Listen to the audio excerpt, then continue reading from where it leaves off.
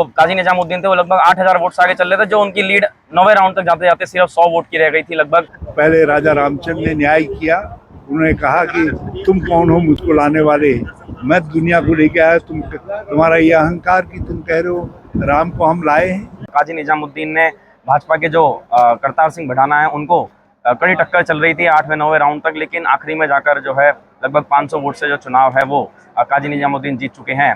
सरकार बिल्कुल सड़क पर पुलिस लेकर उतर गई थी, धन वर्षा हो रही थी। ये जीत तो एक बहुत बड़ी जीत है। भगवान विष्णु जिनके राम अंशावतार है, भगवान विष्णु की ने भी जो है बद्रीनाथ के अंदर कांग्रेस को विजयी बनाया। उन्होंने कहा केदारनाथ में भी जो उपचुनाव होगा उसमें भी कांग्रेस जो है जीत का परचम लहराएगी। हरिद्वार और बद्रीनाथ विधानसभा उपचुनाव में भाजपा को करारी हार का सामना करना पड़ा है।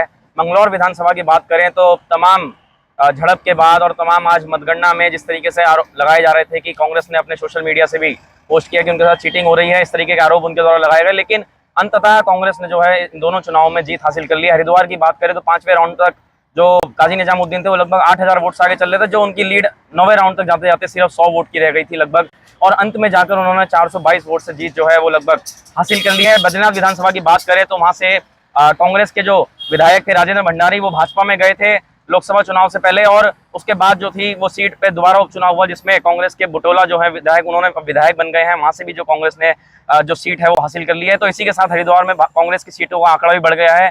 5 से बढ़कर हरिद्वार जिले में 6 सीट जो है वो कांग्रेस के कब्जे में आ गई है इस समय।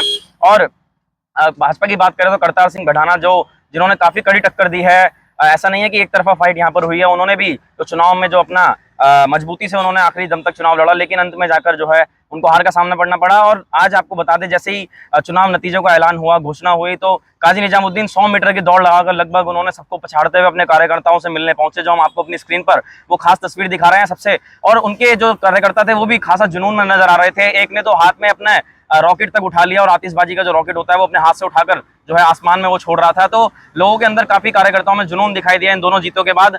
तो देख सकते हैं जो लगातार आपको स्क्रीन पे अपनी वीडियो दिखा रहे हैं किस तरीके से आज ये यहाँ पर पूरा माहौल था ये देखने को मिला। साथ ही साथ आपको सुनवा देते हैं जो हरीश रावत कांग्रेस के वरिष्ठ नेता हैं, उन्होंने इसे अयोध्या बद्रीनाथ हरिद्वार में जो है भाजपा की हार को लेकर क्या कहा। हरिद्वार की मंगलौर विधानसभा से काजी निजामुद्दीन चुनाव जीत चुके हैं, घोषणा उनकी यहाँ पर हो चुकी है। इस समय कांग्रेस के तमाम नेता यहाँ पर आप देख सकते हैं जिनके चेहरों पर ये मुस्कान दिख रही है। अभी बात करेंगे कांग्रेस के वरिष्ठ नेता जो हरीश रावत यहाँ पर हमारे साथ बने हुए हैं, आइए सीधा उनसे जान लेते हैं क्या कहना है उनका, जिस तरीके से चुनाव ये पूरा हुआ, हंगामा हुआ और उसके बाद आज जीत जो है वो हासिल हो गई है। सर ये शानदार जीत है।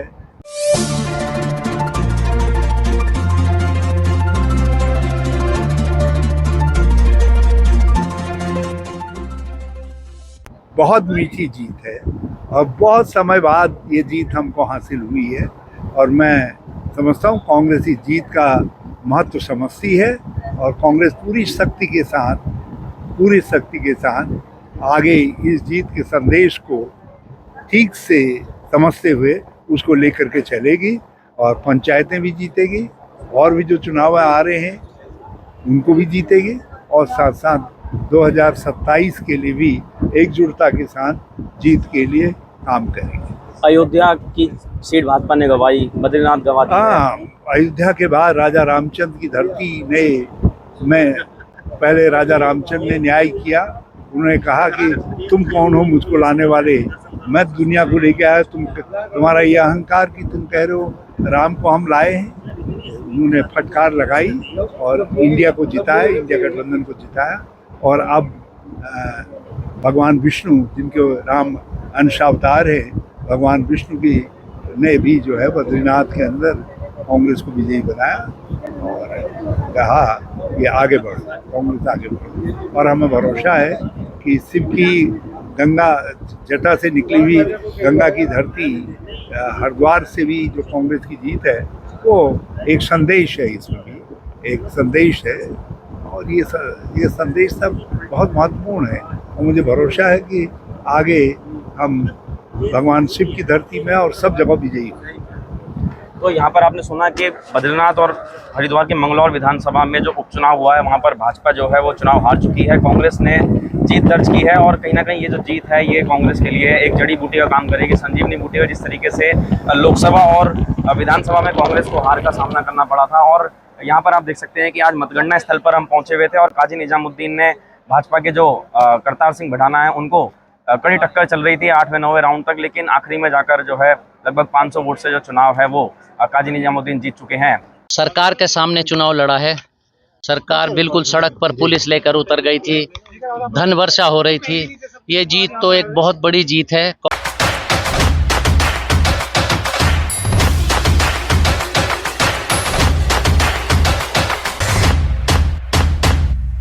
कांग्रेस के तमाम बब्बर शेरों की जीत है, हमारे माननीय विधायकों की जीत है, हमारे शीर्ष नेतृत्व की जीत है और लोकतंत्र की जीत है। लठ तंत्र पर लोकतंत्र की जीत है।